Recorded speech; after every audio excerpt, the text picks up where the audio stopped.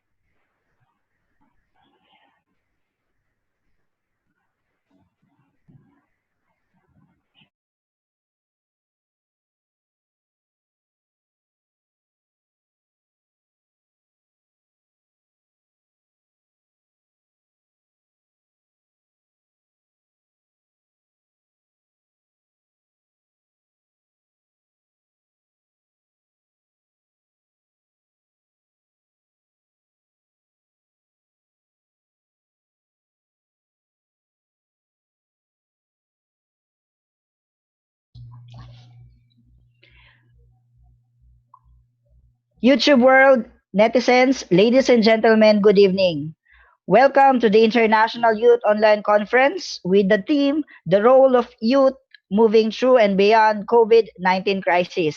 In this evening, our panelists and our guest speakers will help us to understand more the role of the youth in moving through and beyond our COVID-19 crisis, this pandemic. So stay tuned with us. This is just an hour webinar, but it's full of learning. It's full of information that can help us to see our role and our position as root and our position as youth, rather, I should say.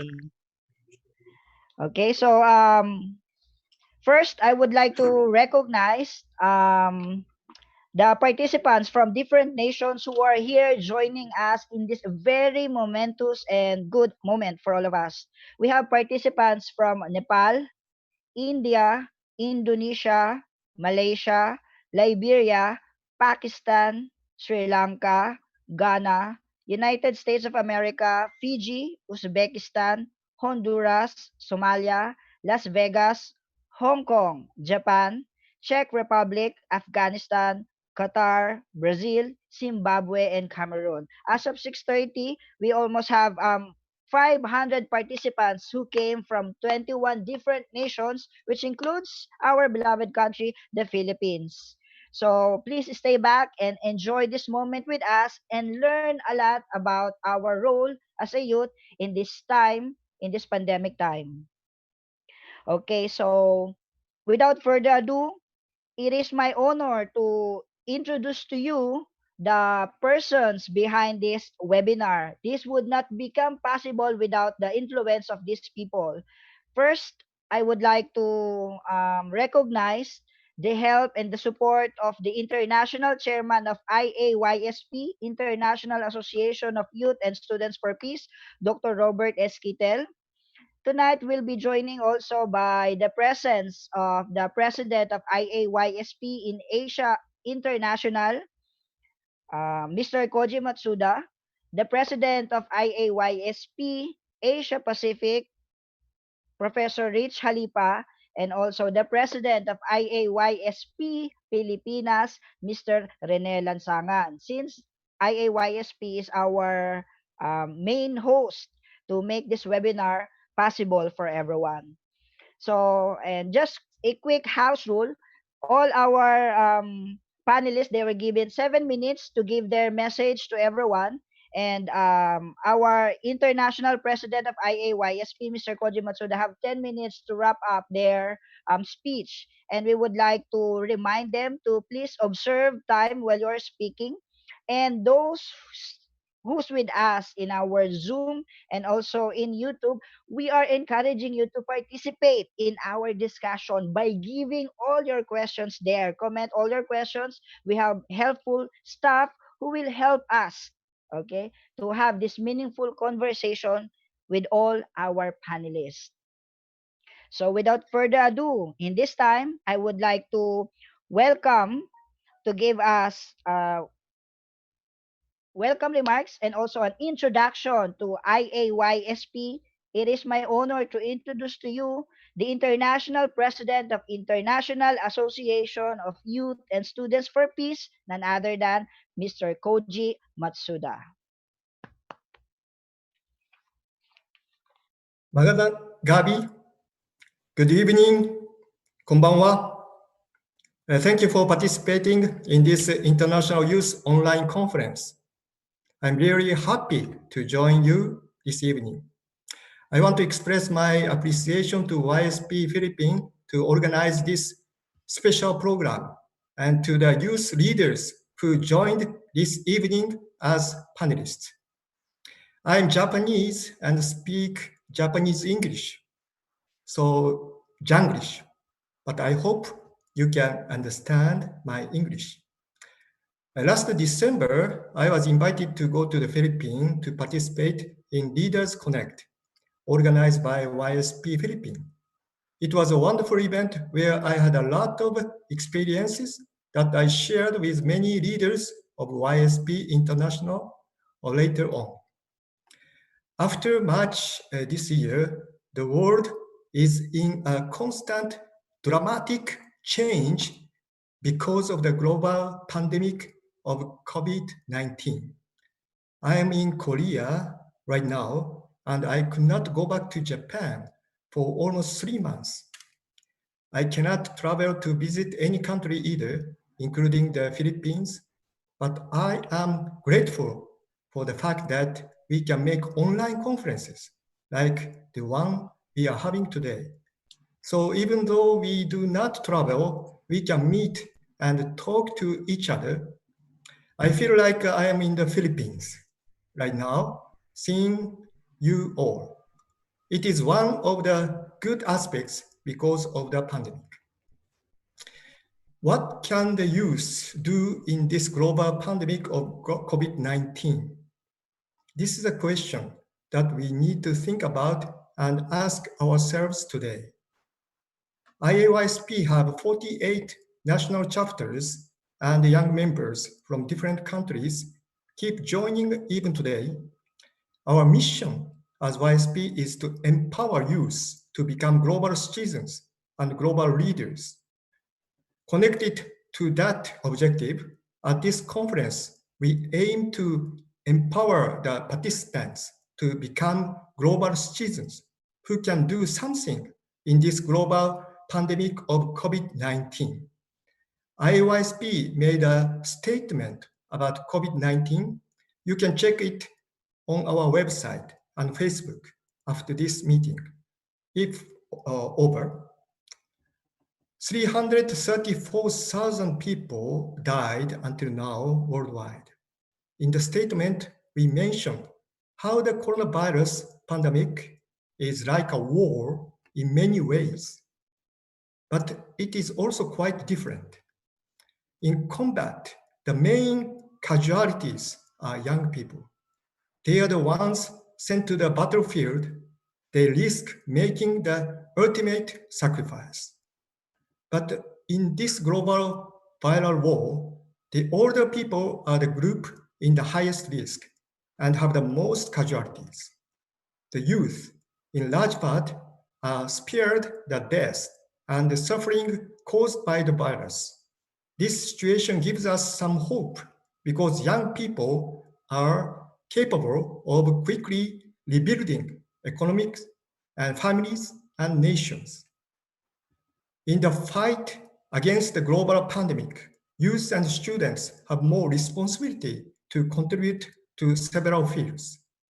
YSP has 4 core values to become a good public-minded global citizens. Those core values are responsibility, integrity, service, and empathy. We use the first character of these 4 words as an acronym of RISE. We can contribute in the following 4 areas centered on those core values. The first value is related to let us be responsible. Washing our hands, keeping the social distance, and wearing face mask is essential. YSP member in Haiti, they are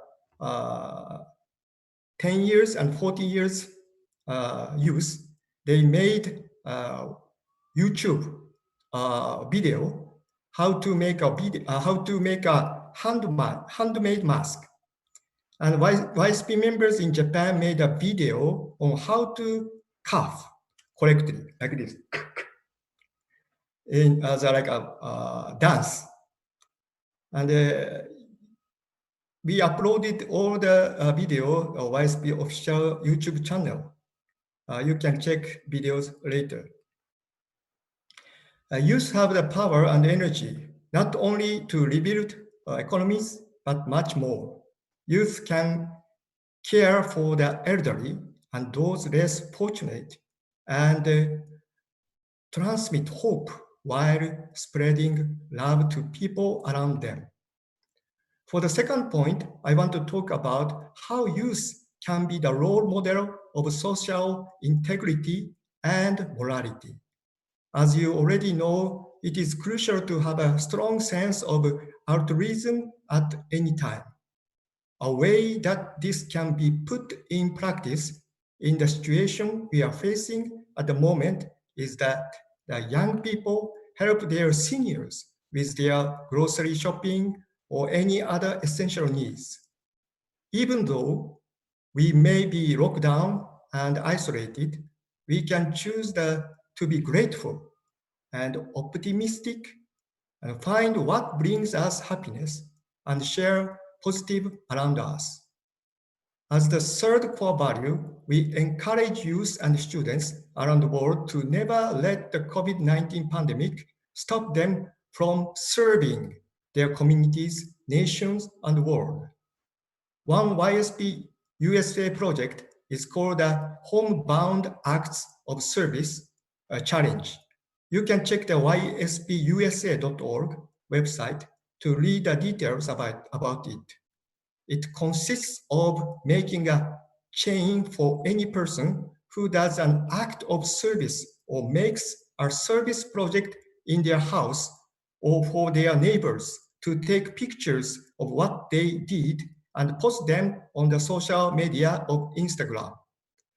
At the end of every week, 1 or 2 people are chosen as the winner of the week based on the consistency and the quality of the giving service. We can do something to serve others even in our own house.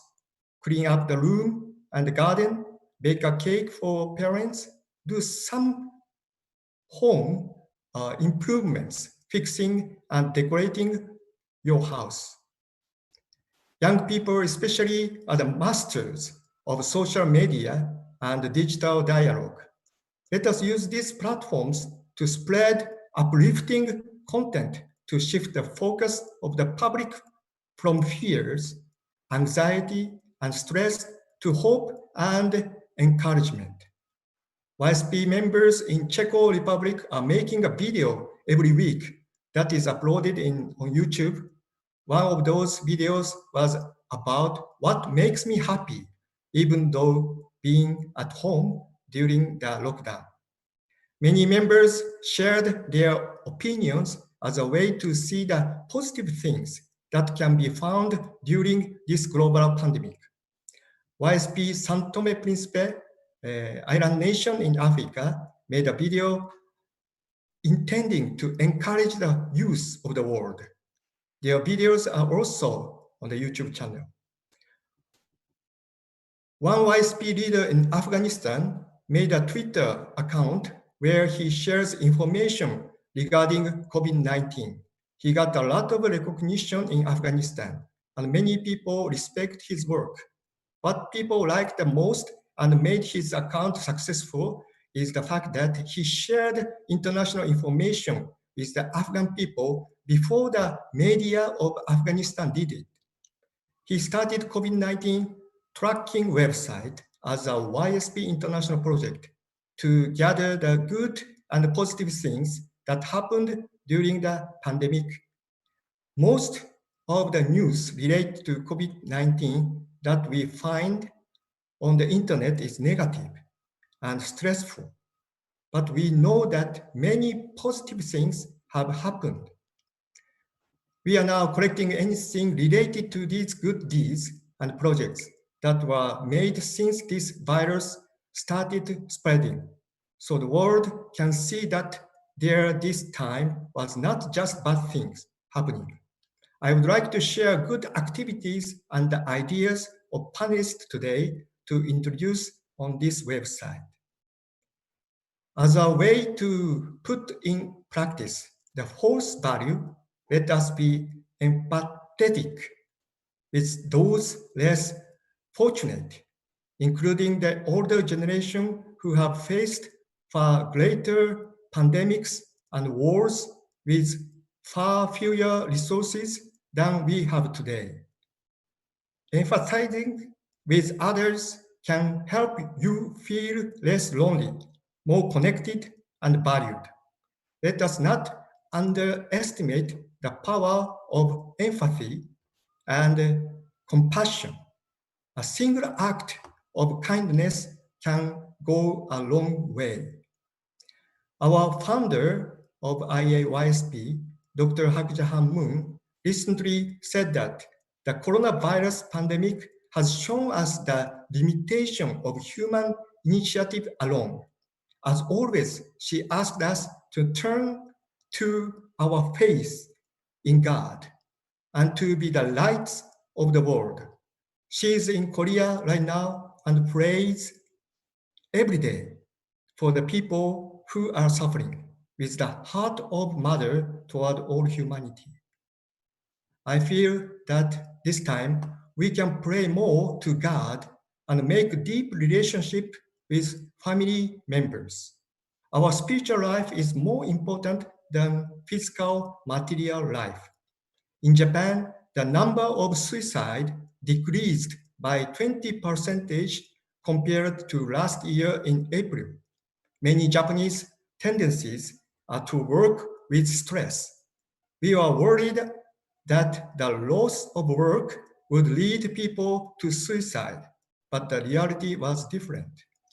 This situation is giving the chance to many people to take out the stress from work and having more time to stay home with the family members and allowing people to find a way to live a happier life. So let us think positively and keep a hopeful heart. We have the vision to create a global family of young people building a world of peace with true love. I believe that young people in the Philippines can be a great model through different activity of youth and show it to the world. I am looking forward to listening to the speech of other young panelists. I hope this conference gives energy to all the participants and help the youth to take action. Let us rise to the challenge and be the lights in the face of the darkness. Thank you for listening. Maraming salamat. Yes, thank you so much, President Koji Matsuda, for giving us that very wonderful introduction of IAYSP International and all the activities that is being done by IAYSP International and different nations. So, as far as the COVID-19 pandemic is concerned, one thing that I like about the speech of our President Koji Matsuda is the how he shared about the power of information, the power of small act, and the importance of stress management. Yeah, so I hope na many of our viewers there can really relate and can really learn a lot from the speech of our President Koji Matsuda. Thank you so much for inspiring us this time. And that's just Mr. Koji Matsuda, but we have four more panelists that can share to us different insight, and I'm so excited to hear each one of them. And actually this time, first I would like to recognize our participants from Sri Lanka.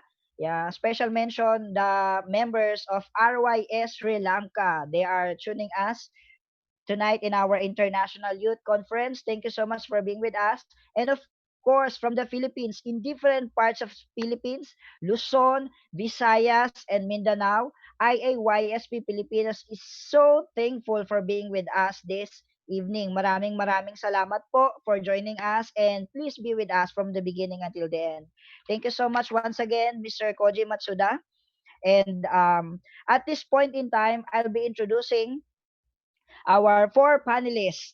Okay, we have a very solid lineup of panelists that will discuss the role of youth in this pandemic time and even after the pandemic time.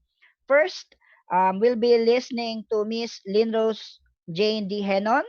She is the Young Women Leaders for Peace Pilipinas and member and executive committee. After that, our second panelist is a Secretary General of Millennials PH and Community Development Student of University of the Philippines, Diliman. And then our third panelist is the founder and the president of Youth Advocates for the Philippines, Mr. Mayrus Ponon. Lastly, we'll be enlightened by the message of a marketing specialist and also a tech and lifestyle blogger, Mr. Lucas Chan.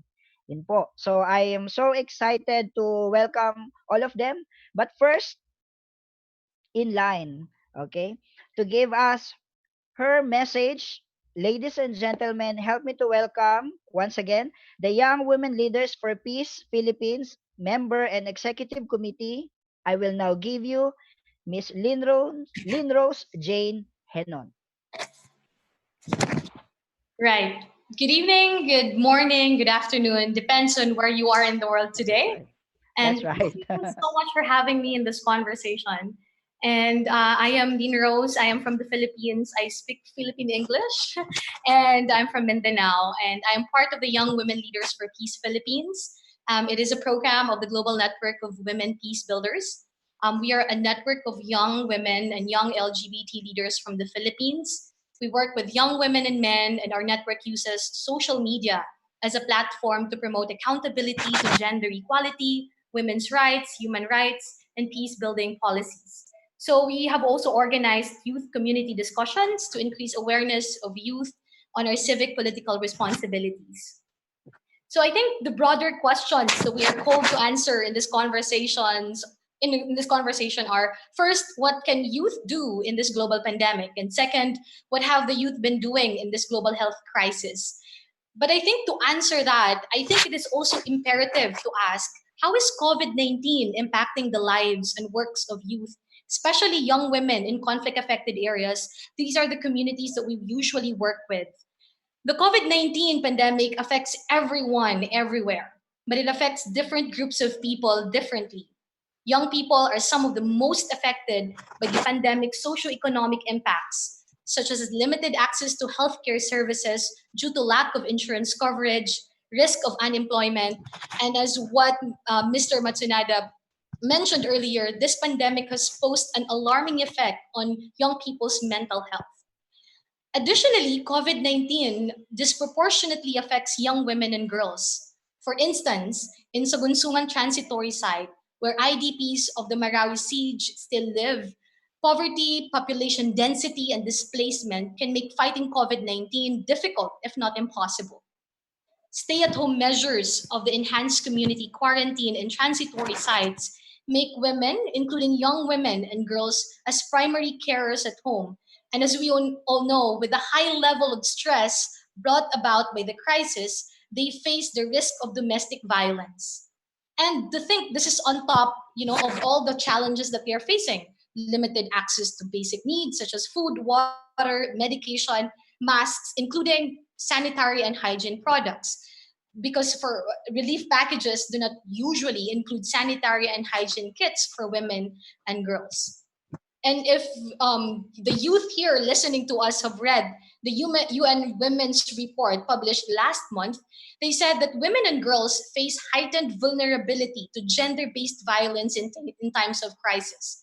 And to take the Philippines as a case to this, the Philippine National Police shows that in the period of the quarantine between March and April, there were 391 cases of violence against women and 42 cases of rape reported. And a Rappler article said that it is a declining number with the gender-based abuse. But if you look at this one, this could mean two things. One, this could mean that really it's reduced prevalence of violence, or second, victims simply unable to report abuse partly because of the quarantine measures themselves. So despite these intersecting effects of this pandemic to young people, and in the midst of not knowing and tremendous uncertainty of what to do, it is important also to highlight that youth are also among the most active in the COVID response in the Philippines, in both local and national level. Resonating what Women Deliver wrote, for example, not only are young people are on the front lines as health workers, but they're also stepping up as researchers, as activists, innovators, and communicators. And in the Philippines, we have also seen young people volunteering in delivering relief services, initiating fundraising activities, translating COVID materials to different local languages to make information accessible to communities. So, and I think I've mentioned that I'm part of a network, and I will be sharing as well, like what our network has been doing, in response of COVID. And allow me to share. I'm gonna share screen and allow me to share some of the. Hello, can you see the screen? Yes, we can see it. Okay. Right.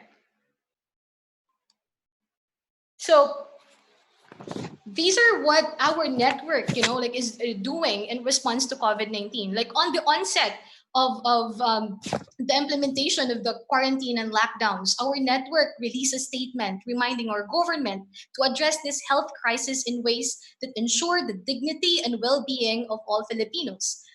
Another thing that we are doing is that, to recognize the heroism of young women who are making difference and are risking their lives amid the crisis. We also shared stories of young women leaders at the front lines through our Young Women at the Frontlines blog, and we also shared their stories in our Facebook page.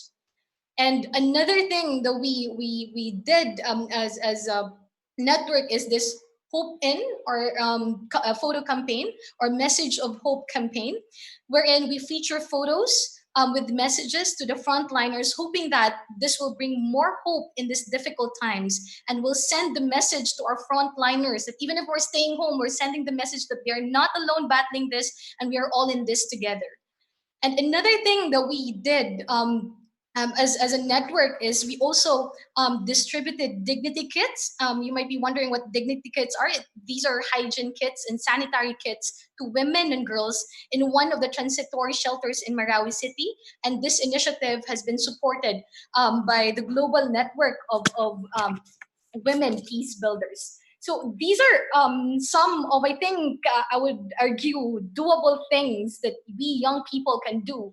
And some of you might be asking, like, how do we start? Where do we start? And I think I'd focus on three things. We start with, like, what does our community need? Asking ourselves, like, for example, with the problem that I posed earlier, because our community with the gender-based high the high cases of gender-based violence in our community, I think we can help in creating maybe barangay or community-based monitoring system, or maybe an online monitoring or mobile phone monitoring system to help young women and girls report if they've experienced gender-based abuse while staying or while at home quarantine. Like, second is that, like, what do we have? Asking ourselves, what resources do I have? And I've mentioned that our network uses social media, and I guess we have social media and traditional media, and that's very very powerful tool, like to spread accurate information, and we make information accessible not just to communities with access to the internet, but also to the communities who doesn't have, who don't have access to the internet. And third, I think, is like, who do we have? We need to ask ourselves, because we're not alone, we are all in this together. And I guess one way, in our network, is that we have our network.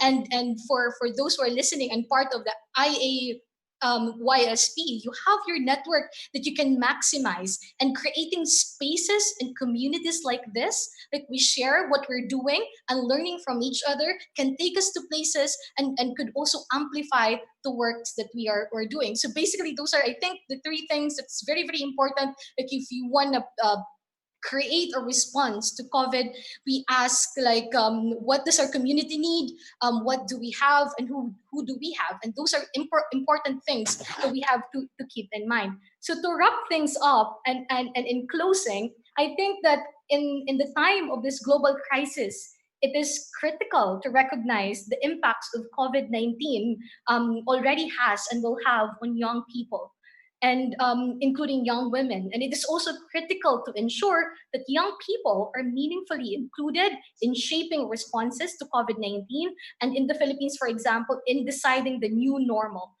From health to economy to security to social protection, particularly in conflict affected areas or post conflict areas where young men and women face the risk of being excluded from decision making processes. And in like manner, youth initiatives in response to this global health crisis um, need to be recognized, need to be invested in, and needs to be amplified. So I guess those are, our experiences in our network, and I'll think I'll stop with that. Thank you so much for your time, and thank you for listening. Yes, thank you so much.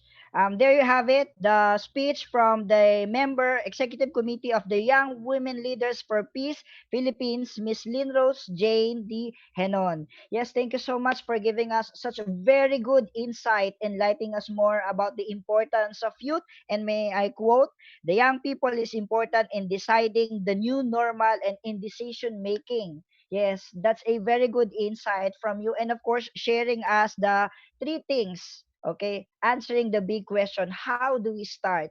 Thank you so much for really giving us an insight, empowering our viewers right now that although we are youth, but we are playing a vital role for the world in this pandemic time.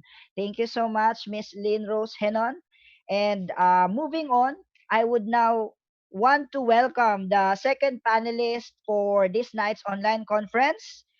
She is the Secretary General of Millennials PH and also Community Development Student of UP Diliman. I will now give you Miss Jay Ilaw. Greetings of peace and solidarity to everyone. Do you ever wonder why people have a lot of expectations from our generation? Maybe because we are young, energetic, creative, and very passionate about things we care about. In one way or another, what we are experiencing right now and for the past months was really unexpected. Who would have thought that most of our plans will be cancelled because of a global pandemic? Postponed big events, moved orgs activities, shift to online learning, delayed graduation, and the list goes on. As much as we do not want our efforts to go to waste, the virus, the quarantine would not allow us to go on. Adjustments are needed. That's why we, as flexible as we are, shifted our efforts online. Because the truth is, situated at home, fearing of going out, leads us on maximizing the social media platform we have. And some of us are privileged enough to have access to gadgets and internet connection. I would like to share three of the many efforts we've done so far in response to how COVID 19 has affected our lives, hoping that those who want to do something can get inspiration somehow and start to. First, As a community development student, since we were not able to go back to the island we were supposed to immerse to for this semester as part of our academic requirement, knowing their situation, like their livelihood stopped, they are not allowed of public boat transportation to buy their food, medicine, and other essentials. Coordinating with the core members, we immediately launched a call for donations, all for the barangays covered by Santo Domingo Parish in Talim Island, Binangonan. If only my teammates and I were there, for sure, we're one with the youth volunteers repacking and distributing relief. Many donation drives have been led by the youth. If not, youth contributed in their own capacities. But one thing I want to point out, which I learned from various integrations, is that each community itself is actually able to sustain, able to recover. If they only realize their potential on their resources, it may be human, natural, all resources. Meaning, we always want to help underprivileged and marginalized areas that we often forget that they too are capable, and we just need to help and not take over or not cross the line. We just have to empower them. Don't get me wrong. Extending a hand is really good, especially in times of crisis. But please, let us never view ourselves as saviors because we are not. Second, as a youth leader, we can continue with our organizing initiatives at cities, provinces, and universities. That's why we took the opportunity to rearrange internals, try to strengthen the existing chapters with the youth who have been with us, making sure everyone's doing fine. In one of my organizations, we had this online group called Safe Space, where we have different gimmicks like games, inspirational posts, keeping us informed articles, and others. What we wanted was to let our members feel that even though we are restricted to gather or meet, we can still connect to one another. For relatively safer areas like in the provinces, chapters or even individuals are fortunate enough to be involved in on ground efforts. Third, as a mental health advocate, some are already having a hard time even before all of this happened. We have to recognize that. Hearing the negative news, reading hate comments, not knowing how to survive another day, worrying about online submissions, it adds up to the anxiousness we are feeling. And I want you to know that you being an advocate, you being a leader, or you being just you, it does not exempt you from feeling bad, sad, or disappointed. Whatever you are feeling, feel it, validate it, normalize it. How can we change what we want to change in this world if in the long run, or maybe anytime soon, the negative emotions piled up and be able to consume us? We do not want that to happen. We've been conducting a series of webinar on mental health promotion during a pandemic.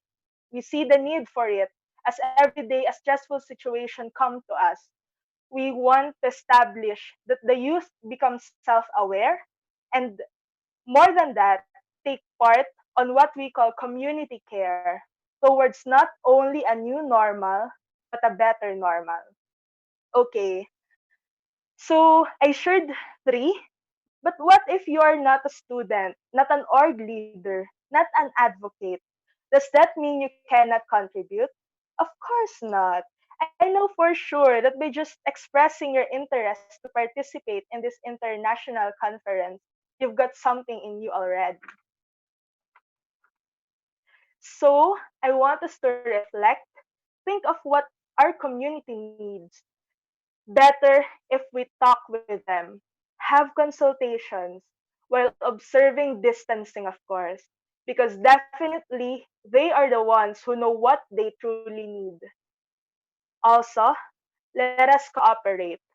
That's very important as long as we see it as necessary and reasonable. Cooperate. If something's wrong, talk it out. We have to admit the setup right now is not for everyone because we have our personal limitation. We do not want to increase the gaps of inequalities. Considering the overall situation, we, the youth, should call for a fair and equitable pandemic response. Let this public health crisis reveal and nurture our skills, talents, and interests that we may be able to contribute in our own ways to a coordinated recovery plan for our nation. And if you're someone who believes in God, please pray for our frontliners, pray for our health workers, pray for our government leaders, and for everyone. Thank you, and I hope to hear from you online. Yes, thank you so much, Miss J. Ilaw, for that wonderful insights. Yes, empowering not just the youth leaders, but even the common youth to really go out. Ako, nagustuhan ko, nagtagalog bigla, no? I really like the idea of, the notion of community care, that you have to go out there. First, you have to reflect and you have to go out there and talk to them and observe social distancing. Yeah, that's what I love about the talk, because it really empowers us to go out of our comfort zone and to really care, because many people out there really needs help. Thank you so much. We'll be listening more of Miss J. Elaw later on when we have the question and answer. I'm sure many of our viewers have interest over the mental health issues and then the other things as well. Thank you so much for informing us about the different webinars that are taking place, because we really need those ones. Okay, thank you so much. Next, moving on, I would like to give to you our third panelist. Okay, I was inspired by his effort and also his message during the recent OFIAS that I have attended, and he's really a very busy person, but thank you so much for really joining us despite your very busy schedule. He is the founder and the president of Youth Advocates for the Philippines, Mr. Myros Ponon. Hello guys. Hello po. Maraming salamat sa host. Thank you, Mr. Ronnie. Hello to my fellow panelists. I'm sorry that I'm late. Kakapasok ko lang actually ng Zoom. Galing rin akong isang talk. I actually hosted another talk earlier. But again, we're going to be talking about kung ano yung pwede nating gawin bilang kabataan. And marami, napakarami. I actually prepared a PowerPoint when I joined this live stream. So yes, we can do so much. I really appreciate on what the first three speakers have said, but I'll be sharing my screen now for you guys to have more para yeah, for me to give you guys a more in-depth thing on what we are going to be talking about. So again, I am the founder and national president of Youth Advocates for the Philippines. To those who are watching from Youth Advocates for the Philippines, maraming salamat po sa thank you so much for staying with us. And I hope you really learn a lot and you attain from this conference. I would also like to thank all the organizers for pulling out such a wonderful event. Let's go on to the basics. What is the youth? The Filipino youth, according to the National Youth Commission, as always, is from the ages of 15 to 30. From other entities, that may be different. According to ASEAN, that can be extended till the age of 35. From the United Nations, it can be extended till the age of 40. See, there are a lot of definitions that we have to take note of. But now I'll be focusing on what the Filipino youth has done. Because here's the thing. The youth has always been stigmatized of not getting to do so much, and that is the main purpose of my organization, that we can do so much more, and we, as the stakeholders of nation building, we can do so many. Three questions that I actually remembered, and that when I was invited, these are the three questions that popped into my mind instantly. The first questions were, how are we the youth affected by this COVID-19? It might sound very simple, pero it's not, because we're from different backgrounds. We're from different backgrounds. We're from different regions in the Philippines. And the next question that I remember is, how can we the youth contribute? And that's a question that a lot have been asking. Number three, what are the measures and initiatives that we the youth can do after this COVID, which is the new normal, which I don't like the word the new normal. I will be talking about why I don't like this term later. But yes, I will be going on what my organization has been doing. So, what is Youth Advocates for the Philippines? This is me. I'm Emmanuel Myers Ponan. I just turned 19 last May 13, and yes, aside from this, I also work with two ASEAN entities. So I like what I've said, like what the host said, I'm really busy. And this is, if you want to take a screenshot of this, Youth Advocates for the Philippines, we're now more than 5,000 members. You see, diba? The youth is comprised in the Philippines from the ages 15 to 30. For Youth Advocates for the Philippines, we focus on the ages of 13 to 30 because we believe that this is the main and developmental stages of one. That is why it is very essential for us to to encourage and empower every single Filipino youth. That is why Youth Advocates for the Philippines, despite just being established 8 months ago, is now with over 135,000 likes on social media, with 1,000 engagement rate, plus with more than 5,000 youth leaders all over the Philippines. We call ourselves a family, and because of that, we want to be comfortable with each other because we believe in every single one. It begins with trust. It begins with us, despite of us with experience or not. It's the trust that we need to empower to every single one para marami tayo so that we can achieve nation building. No one is going to be left behind. That is the tagline of the UN SDGs. And in order to achieve that, you have to empower every single one, despite of what or where his or her story started. Diba? So our core competencies are selflessness, national consciousness, and we always believe that in acting locally, thinking globally. Now, why am I saying this? This is still relevant to COVID-19 because we are still advocates for the Sustainable Development Goals. And that goal will never be postponed just because of the fact na nasa pandemic tayo. We can do so much more. And that is why we still continued with this research of ours that we've done for the past 8 years. We've done Project Archipelago, a localized SDGs for the Filipino youth. These 13 are catered into 11. And guess what? It's every word in the archipelago, believe it or not, is corresponding to one advocacy. A, arts, culture, and media awareness. R, research, innovation, science, and technology. C, climate action and environmental protection. Why archipelago? We, the Philippines, are an archipelago despite being divided, especially in this time and midst of COVID-19. It is up to these advocacies and up to our actions and instilling a better Philippines that we so rightly deserve. So these are our platforms before the pandemic started. Just like what the other speakers have said, there were a lot of activities canceled, especially that there were a lot of international days since we do follow the important ASEAN and United Nations days. These are our platforms. Now, what I will be doing is I will be comparing and contrasting on what we did in response because of the pandemic. This is our trademark summit, Youth Advocate Summit. We've been doing this caravan to all schools nationwide. So what did we do? What did Youth Advocates for the Philippines do when we knew that we couldn't be physically together? We had social distancing. So what we did is we went online.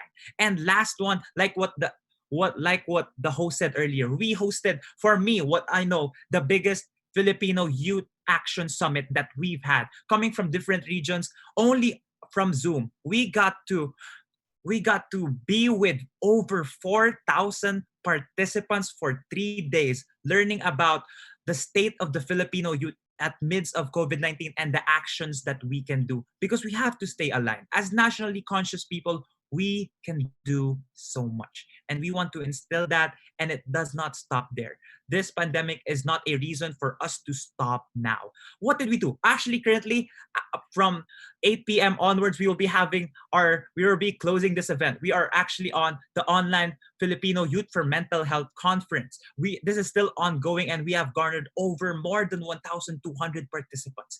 This week is all about mental health, because according to the mentalhealth.co.uk, it is currently the Mental Health Awareness Week, and we will still uplift and campaign to these advocacies that we have. And that is why we are still continue and pushing, because despite us as volunteers, despite us as the young people, we know and we believe that we can do so much. Advocacy series is our specified advocacy training session. So it's mostly on coffee shops and all when it comes to the physical things that we do. What did we do? We still have advocacy series online, inviting keynote speakers for the likes of Shell Diokno, Sari Elago, looking at different perspectives of the picture. Because at the end of it all, it's not only us that are affected, but it is everyone.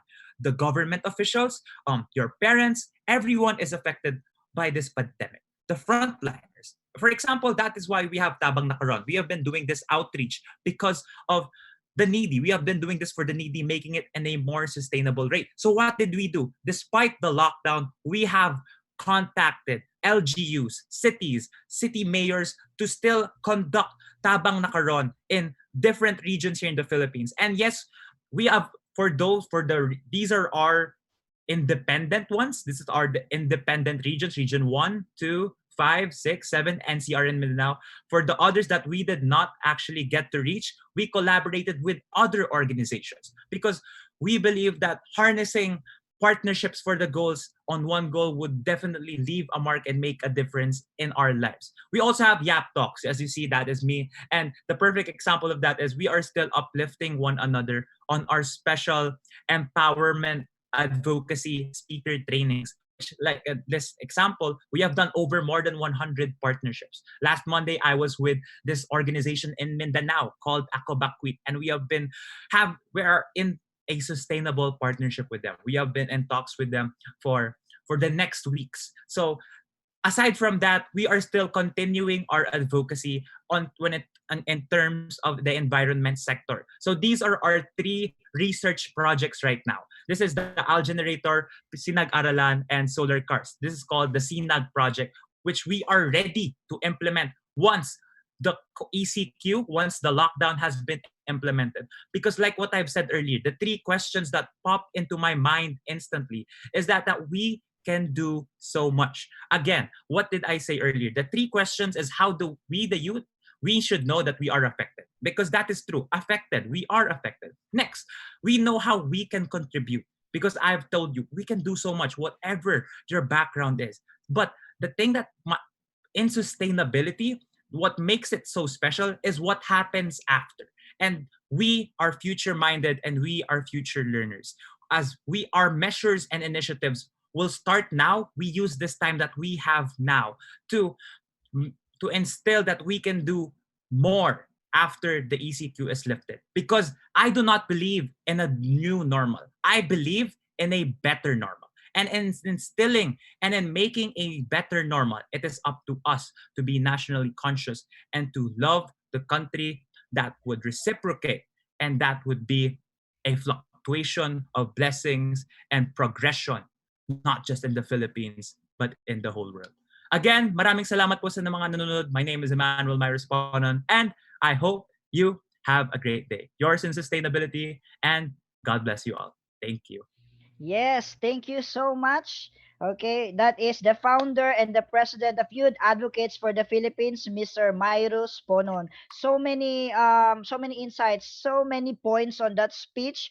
But one thing that really caught my heart and my attention is when he said we should know that we are affected and that we have the opportunity, we have the power to define not is yung normal but the better normal. Okay, we'll hear more of our panelists later on during the question and answer.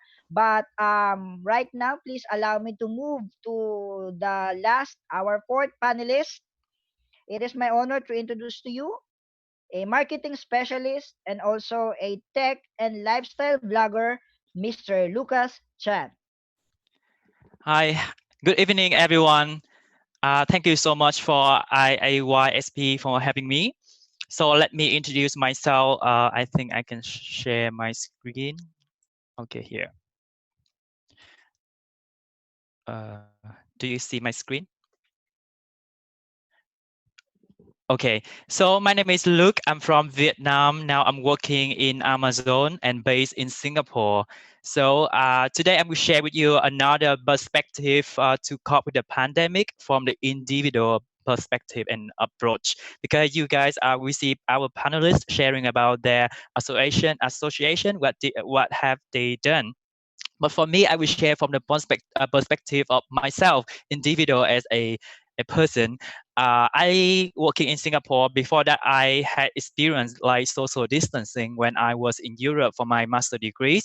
At that time, I didn't know many people, so I spent a lot of time by myself to learn and to connect within myself, to understand what I can do and to build up my skill sets, like okay, over the social distancing, or I isolate myself, so what I can do after that.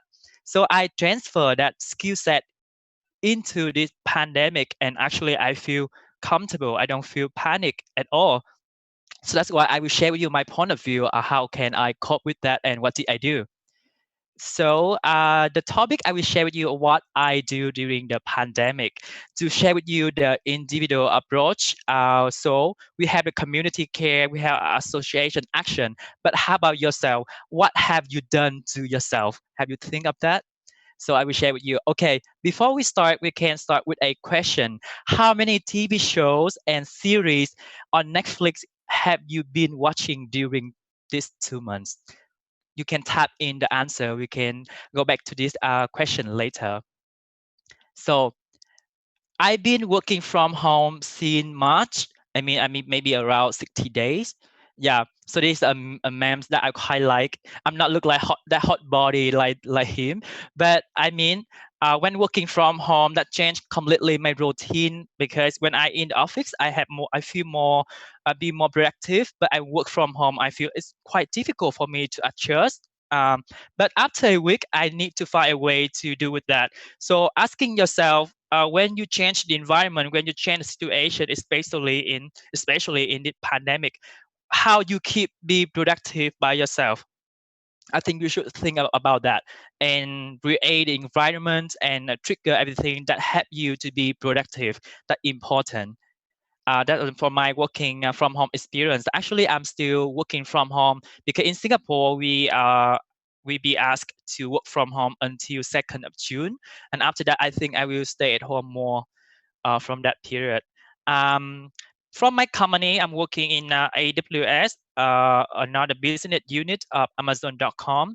And in Amazon, we have 14 leadership principles that I think that really suitable to apply to my life as well. But I don't present to you on these 14 leadership principles. I just present to you two core leadership principles that I feel related to myself, and somehow I think that could be useful to you as well. And what is my message I want to share with you today? That is how to utilize your time and connect to yourself to overcome the pandemic, and after this, who can we become? Okay, so we talk about the ownership. What is the ownership? From the description from my company, the ownership is about you think, you never say that it is not my job, and you have to think like an owner of a subject of everything. You have to think as you own it, and you have a big responsible for that, and you don't satisfy long-term values for short-term result or pleasure. So that's why I'm asking you for the beginning of my speak. I talk about how many series or TV show have you watched. You see, this is a time you have to know how to use your time wisely. And if you ask that, okay, you watch more TV shows, I think that we should change our mindset to ask a question: how many topics or how many skill set you have learned during the pandemic to be ready for a new phase of the world? Have you think of that? So if you haven't I hope that my share today will shift your mindset to think of that. I think I want to hear that when we step out of the pandemic, you can share with people, when share with your friends. Hey, during the pandemic, I have learned this, I have done that, I had my community, I've done this, done that. That is the things I want to hear from you. Um, and that led me to the second point. Also, wait, sorry. For the ownership, also we need to take care of our mental health. And how can I take care of my mental health during the pandemic? When I stay at home, I need to ask myself what makes me feel happy every day. and that would be a long term as well or short term. So I'm thinking about this is my priorities. I just give here as example like health, relationship, and learning a new topic or practice a new song, something like that, or joining a certain network or association like our friends just share. You can join these networks to help people. So you can tick out every day. Okay, for this every day, how about my happy indicator? Have I met that? So that will keep your mental health and keep track with your life. That is my tips. And the second part of leadership principle is that learn and be curious. Never done learning and never stop learning, and you need to seek for something to improve. And why? You don't need to improve so much. You need to improve 1% every day, better every day. Today you read one page of book. Tomorrow you read two pages or something like that. So we call the compound interest. So you can see the compound interest effect very powerful. Like you can be better of yourself after 71, 71 days, and you feel better version already. And learn what? So you need to ask yourself what would not change, what would not change after the pandemic, or what would not change in next 10 years. That is the thing that we should focus on because that is core foundation, the fundamental that we should focus rather than asking, okay, what change, what is the trend. I think we should focus on the core thing that you can learn to create more impact. For example, you need to map out your career map, future work, or financial investment, or new language or technology. Use technology to help people, something like that. You should learn something, and also how to learn effectively. And I think that many of us are learners, but we rarely learn how to learn effectively. I think if you have time, you should research about how to learn effectively because we learn a lot, but we cannot retain or recall. That could be a problem. And the last slide I want to share with you is also my key message for you. That is, use your time wisely. That's all for me. If you want to connect with me, stay tuned on my YouTube channel. That is Step with Lucas, where I share my lifestyle and also some inspiration talks. Thank you so much. Yes, thank you so much, yeah, Mr. Lucas Tan, for that wonderful message. And the core of the message is to use your time wisely. And yeah, thank you so much for helping us to remind the importance of time in this COVID virus, that while we are still inside our house, but we can do something. And we will not forget to subscribe. So calling to all our netizens there, please subscribe Thank the you. YouTube channel. Later on, we can share his channel to everyone. And in this time, actually, we have known that apart from those who are watching in YouTube, there are those who they gather in one place and they are watching with us right now. We are so grateful for all the effort and the interest that you put in this online conference. Our friends from Hong Kong, yeah, special mention to our friends from Hong Kong, and then the other parts of the world who are with us from the beginning and even until the end. I know that they are with us. There are some who's watching from Sierra Leone and watching from the Philippines. Thank you so much po. And we would like to encourage our netizens, our viewers to please join us in our discussion. After this, we will have a wrap up of the informations that our panelists gave to us. And then shortly after that one, we will have our questions and answer. You can direct your question to any of our panelists or the one who give the introduction to IAYSP, or you can address as a general to all our panelists. Thank you so much for joining us in this time. And yeah, a while ago we have 21 nations, and I have heard there are more who joined to us. Yeah, and we are listened by so many people right now. So just to give a wrap up, just to give a summary of what our panelists discussed to us. First, the IAYSP International President, Mr. Koji Matsuda, shared to us about the different initiatives, advocacies, and projects of the IAYSP, which is the host of this um, online webinar. How they manage to conduct activities, big activities, smaller activities, the power of information. When we give concrete and then important information about COVID-19 to all the people, and this empowers the youth to act. Next is we had also a very much fruitful moment with Miss Lynrose Jane Henon. She shared to us three things to consider: what the community needs, what resources do we have, and what do we have so that we can share it to the community. He said also that young people is important in deciding and in decision making. So thank you so much for sharing to us. And from that one, actually, one thing that I realized is that many youths felt victim of the situation because of the coronavirus. But all the panelists, you empowered us that, although some of us we felt victim, but we can do something.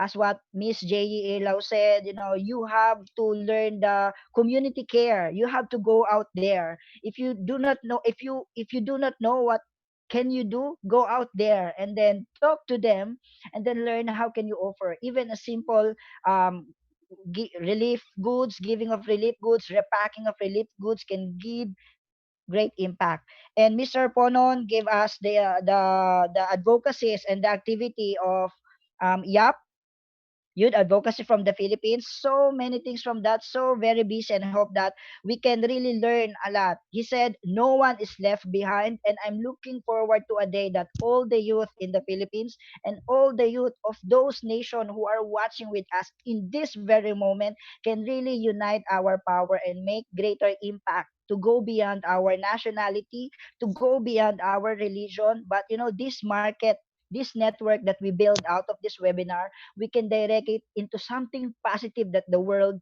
needs. Lastly, Mr. Lucas Chan from Vietnam, but now in Singapore, gave to us a important tips how to utilize ourselves. And of course, he also gave to us how to use our time wisely. Very important tips that we can use in our everyday life. Okay, so thank you so much once again to all our panelists. I know that those viewers, you were so inspired with their sharing. Let's give them our virtual clap. Virtual na lang, okay? This clap represents all those hundreds of viewers in different nations right now. So actually, we will now proceed with the question and answer. So, our staff carefully treating all the questions and answer that being shared by our audiences.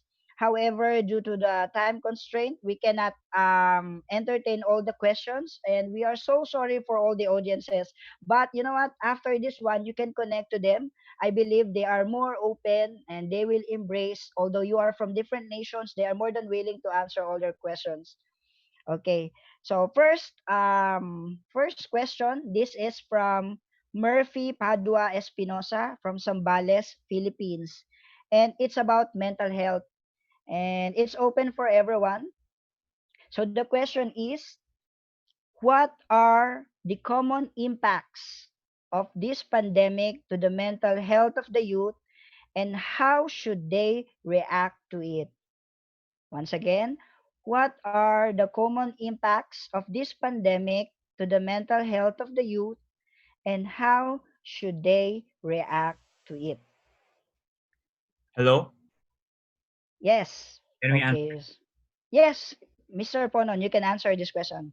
All right. So again, mental health can is of course affecting us the youth, knowing that this is in a state that it's abnormal. We're in these unusual times. So again, it might sound cliche, but you know the term that it's okay not to be okay.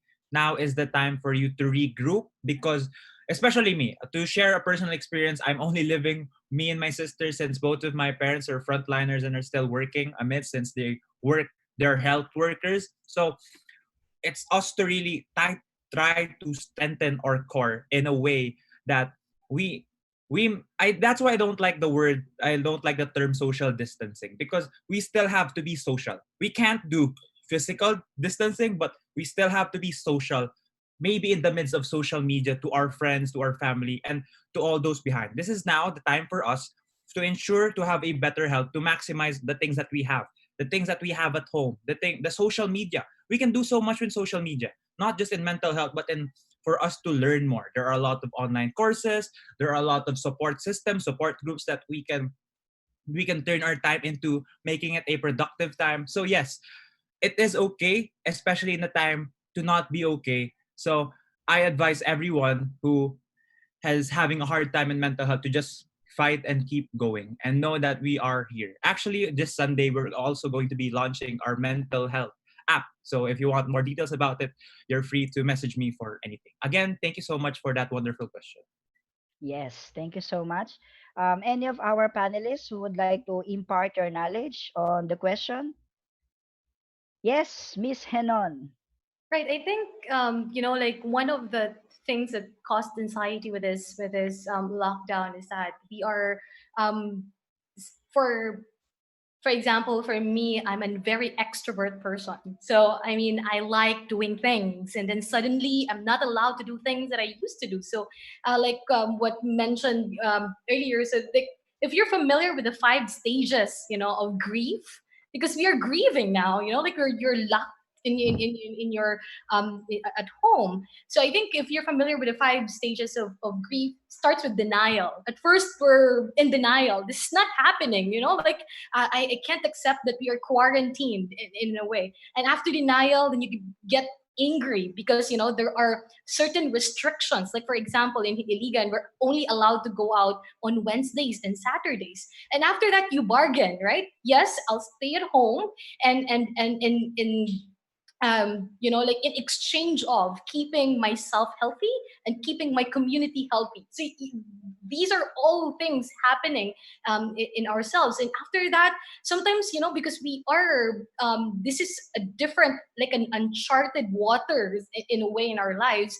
We start feeling depressed in a way because this is not familiar to us, because I miss the outdoors, for example, if I'm an extrovert, for instance. And after that, you start to accept that this is not going to go back to the normal, like it has been mentioned so much in the discussion. Better normal, new normal, like the world will totally change after COVID. We don't know when, how long, but one thing that I learned from a previous webinar that I was um, attending earlier is that this too will pass, and we have this walang forever, like taking in that context. And the COVID-19 is not forever. We have to keep ourselves hopeful. And I also like, like the point mentioned by Mr. Tran earlier, that make sure to not overwhelm yourself with all this self-help, like tips. You do workout, you do yoga, and all these things online.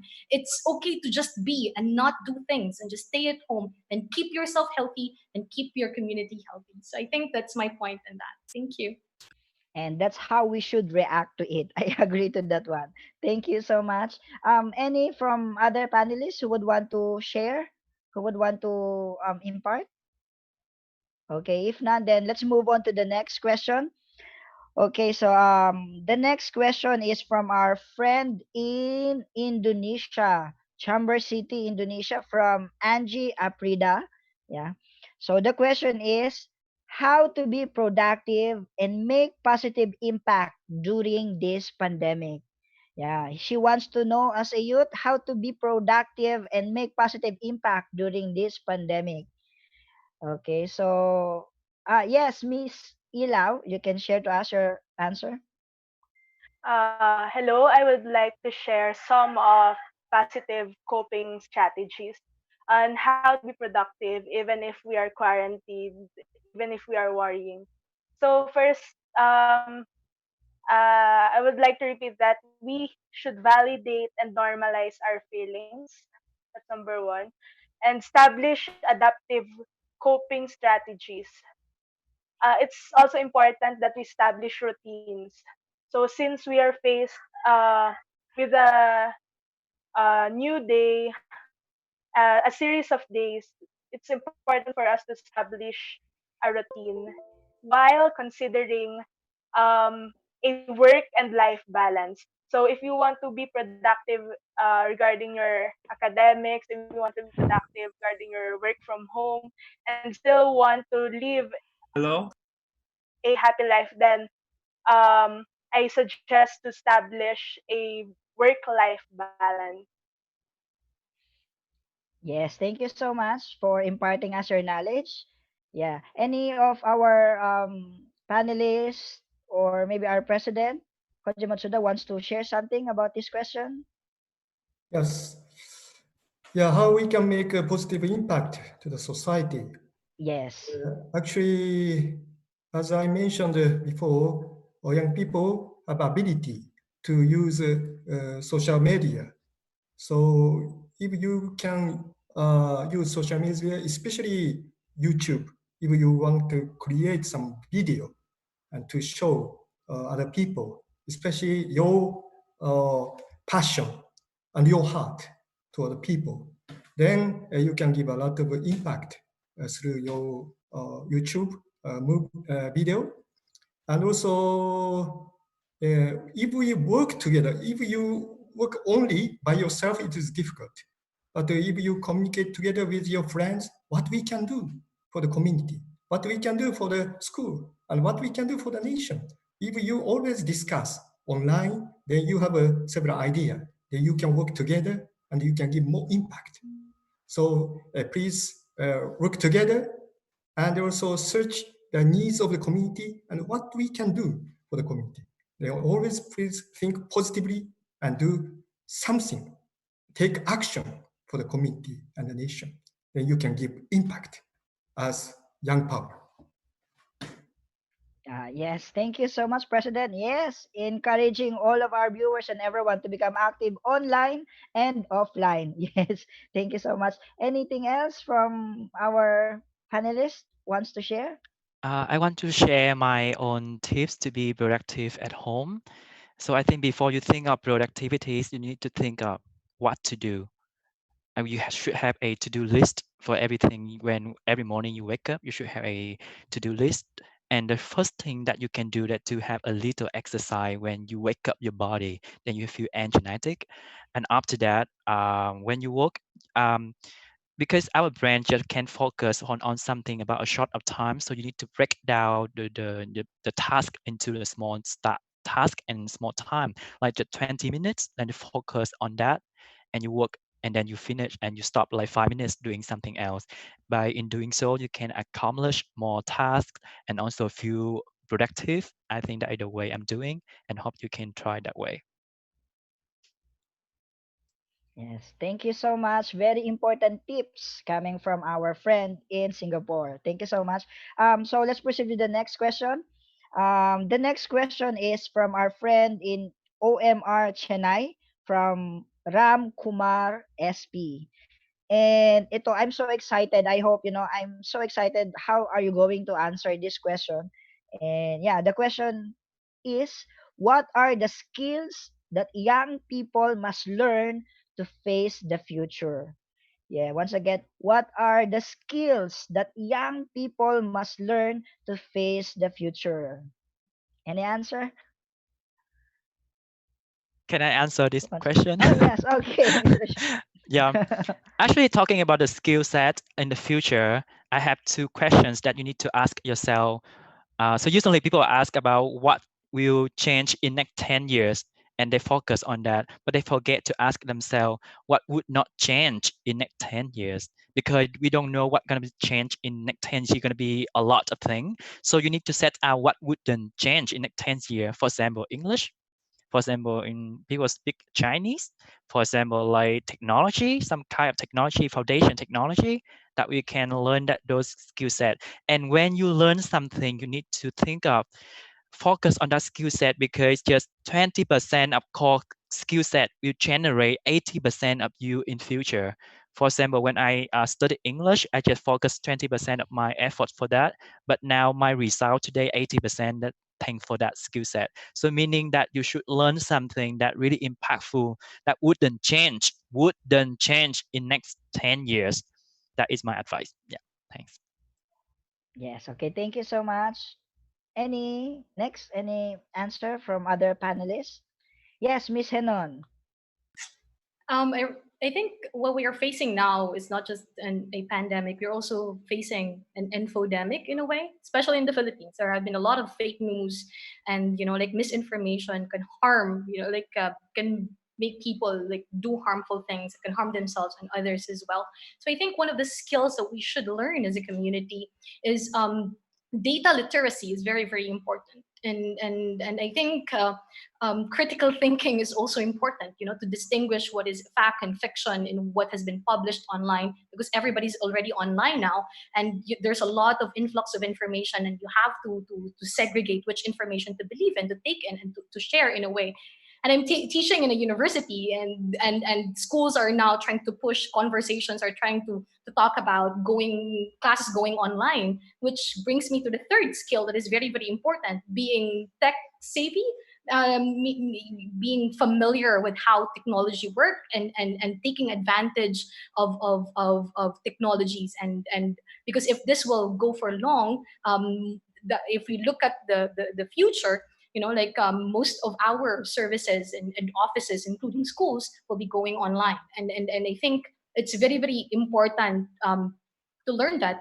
Another thing is, we've been faced with a lot of uncertainty lately with what the world is facing, the problems that the world is facing. And I think it's very, very important, creativity and innovation. It's not something new, but I think creativity and innovation must be taught in schools, because the problems that we are facing now are totally different from the problems that we have been facing in the past years or so. And I think those are the skills that I can think of as to answer to that question. Thank you. Thank you so much. Yeah, any from other panelists who would want to share your idea of skills? If none, then yes, Sir Koji. Yes, as a young people, I think it's important to set your dream, vision, and goal. And this goal setting and vision setting is the most important for young people. If you have a clear vision and a clear goal, you can overcome and you can do a lot of things. And another point, we are promoting a peace designer seminar. IAYSP is promoting this seminar. If you participate in this seminar, you can learn how to create service projects, and you can research the problem of the society and the nation, and you can create your own project. If you create your own project, you can learn a lot. Through service program, you can learn how to develop your leadership, how to develop your heart toward people. So I recommend you to participate Peace Designer Seminar online. We are now promoting this seminar online. And also we have a synergy online. This is a student idea energy. It's a presentation contest. We are preparing to organize this synergy online in Asian Pacific region. We'd like to invite some representative from the Philippines. So you can join and you can learn how to give presentation. Also, you can learn public speaking. I found today already 4 good public speakers. I recommend you to participate Synergy. Thank you. Thank you so much, President Koji Matsuda, for that wonderful insight, encouraging us to have dream and vision in life. So I guess we can move on to the last question. Actually, there's an avalanche of questions that we are that we receive from the viewers. And the last question is your advice for the youth. Yeah, Mr. Ponon, you want to say something? Oh yeah. I'm so sorry if you for those Yeah. seeing I'm live. So I'm actually into conferences right now. I'm switching to the left. So but yeah, to answer the question, the skills are really important. And when I mean by that, I won't be specifying what specific skill that is, because we're diverse. We have different talents and different skills. I do not know you all, but I always would remember this quote: the future belongs to those who learn more skills and combine them in creative ways.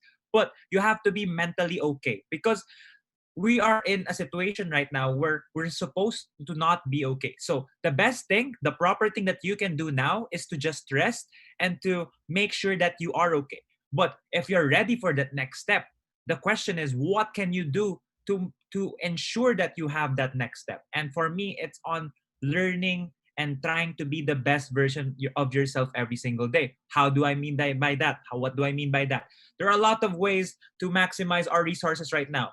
Most books that we use in school you don't read them. You don't read them all. Let's maximize the books that we have way back that we are not using today. We have so many online platforms to use, because at the end of it all, we always have the capability of learning something new every day. So ayun lang, I just wanted to add that. Thank you so much.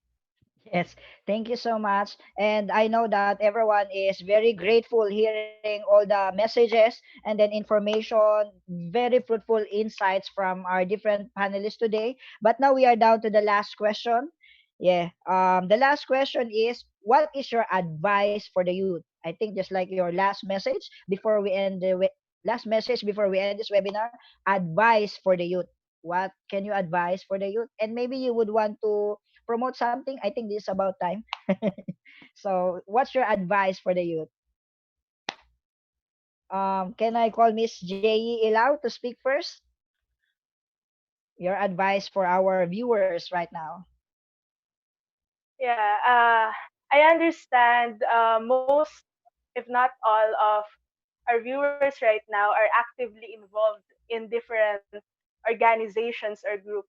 But for those individuals who are just planning to start, those individuals who do not belong to any organization, what I want to tell them is uh, you can start within yourself. So you do not have to belong in an organization to have an impact, to contribute to the initiatives in fighting and in responding to the global pandemic. We're we're always with one another. I want us to show solidarity among ourselves, and we're looking forward not just to a new normal, but again a better normal for all of us. And I hope you learned a lot from this, and we hope to hear from you online. Thank you. Thank you so much, Miss Ilao. Now, next, may I call on Miss Henon to share your advice for the youth? Right, I think I'll focus on two things. My advice, I think like if you're young people and you're already engaged and you want to do something in the community, in these times of crisis, it's very, very important. I learned, like that intentionality is very, very important. So in whatever you'll do with in your community, that make sure that you don't hurt yourself, make sure that you keep yourself safe, and you maintain social distance, and you wear masks when you go out in the community. Yes, it is valid that we have the passion to help, but let's not forget as well that because some of the things that we do might do more harm than good. So intentionality at this time is very, very important. And second is with the COVID-19, it's totally like what I said, it's an uncharted water in a way, and the learning curve is very steep. And I think this is a, a, a very important teachable moment for all of us, and for the rest of the world. And I think we need to maximize that and optimize, things that what are we learning from this pandemic. And it's very, very important to document all these things, to document this conversation, to document what you're doing, your routine that you've shared, to have a journal, for example. It's very, very important because if you document it, then you can revisit it, and as we move forward, we can take all those learning with us, and make sure that we build a better world that we all hope for. Thank you so much. Thank you so much. Next, Mr. Ponon, you want to share your advice for the youth? Okay, so here's the thing. In order for us to progress, it has to really start with us before we empower a community. I will only make this so the reason on why the Philippines is still a third world country today, because the same people running the last generation are still the same people running it. If we want to instill sustainability, proper sustainability, and a better world for all of us, it has to begin with ourselves to know that we are not just stakeholders, but we are the present and the future. You may be 18, you may be 15, you may be 30. I do not know that. But please know that you are you're part of the integral process for us to really make this world that we so love, to make it better. We are still here to make we still have the hope, we still have the chance to sustain our world, to reduce consumption, to achieve the SDGs and all that. I would like to also use this time to invite you all. If you are someone that is willing to join Youth Advocates for the Philippines, please do not hesitate to message me. You can add me on Facebook at Mirusponon, Mirusponon. We are still doing our activities every single day for you because it is essential to rest, yes, but it is also essential to move forward. This begins now. You guys that are here right now via this live stream, via YouTube, you guys are already part of that first step, because now I believe you have realized on your capabilities and what you can do. It is not what should you do, because it is always up to you. So yes, make that change, reflect, repent, and yes, I am excited on what is to come for you. Thank you so much for attending this meeting. Thank you so much for the organizing team for making this a success, and I wish you all the best of luck. Maraming salamat. Thank you. Have a great night. Thank you so much. Yes, Mr. Lucas, it's your turn. Hi, I have three things to wrap up. The first one, that we should control on what? Control on what we can control. The pandemic we cannot control, so we shouldn't focus on that so much. Focus on yourself. By what? The second one is that repair yourself, meaning learning and also repair for the pandemic over, and you can drive more than ever, right? And the last point is that connect to whom? First, you need to connect to your network, connect to your family. The network that I see that our panelists also sharing, this is really a positive network that you can connect to. And the last thing, the most important, connect to yourself. You have to understand yourself. Take this time, because this time we don't have the influencer, we don't have the influence from people, we don't have the influence from the group. You just have yourself. So you need to understand yourself, what you want, what the skill set you want to learn. For those things, I think that's more important. And I want to share with you my this one. I hope I can share this one. Share. Okay, this is my YouTube channel. I think the last promotion, you can follow my channel, Step with Lucas. And I hope that you guys had a great day today. Thank you. Yes, thank you so much, Mr. Lucas. And then finally, our president, Mr. Koji Matsuda, your message for the youth. Yeah, thank you very much. I'm so happy to join this program today. I was so inspired. Actually, I'd like to suggest 2 points. One point is to make your dream and your goal. This is very important. If you have a dream and goal, you can challenge whatever you want, then you can learn a lot. But if you don't have a dream, you cannot do anything. And also, please try to have a big dream, especially how to contribute the society and the nation and the world, how to contribute world peace. If you have this kind of big dream, then you can have several ideas, and you can do anything, and you can challenge a lot of things. And especially, I'd like to recommend you to have a more like international experience. Maybe you can go to the different countries. Also, you can visit several different culture of the community. Also meet international people and communicate with them. Then if you have a more like an international viewpoint, I think Filipino young can develop more. I was so inspired today. All Filipinos have a passion and also good at speaking English, more than Japanese, more than Korean. So you can become international leaders and global leaders. So please try to have this kind of vision and dream. And second point is character development. It is very important for each of us to prepare yourself to become a good husband and good wife and to create a good family. Because family is essential to feel happy. And also, if you are successful in the society, but if you don't create a good family, you cannot feel true happiness.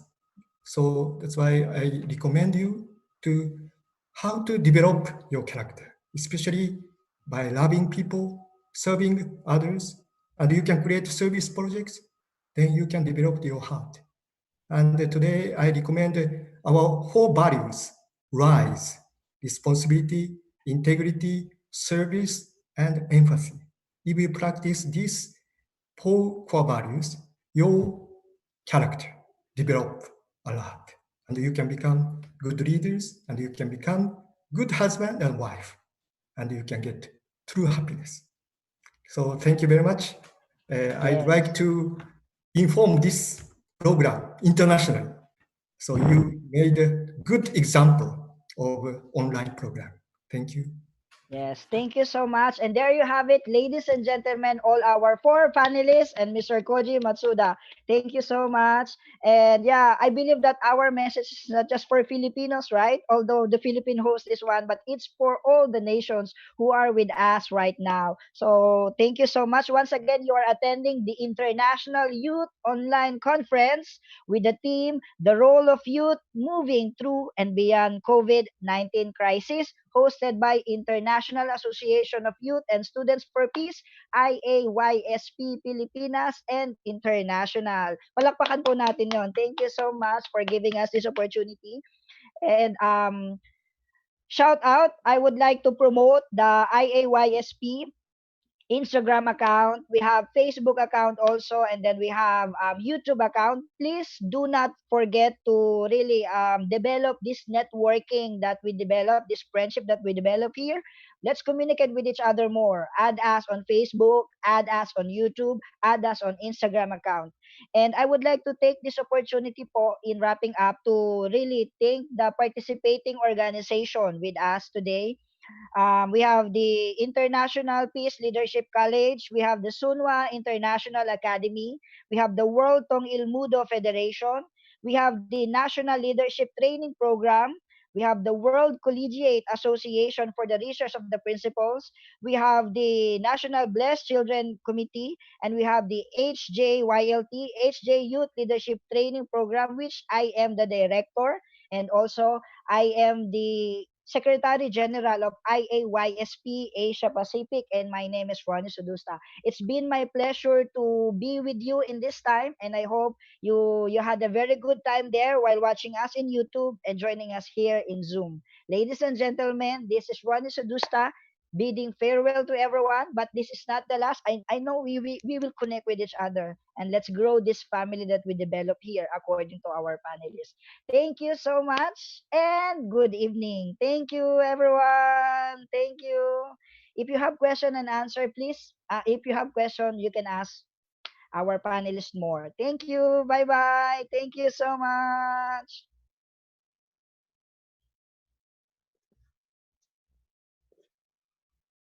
And yeah, and we're off. Thank you to our panelists. Thank you so much. Yeah. If you want to connect more, if you want to say something to each other, I think, yeah, but we are not live anymore, I think.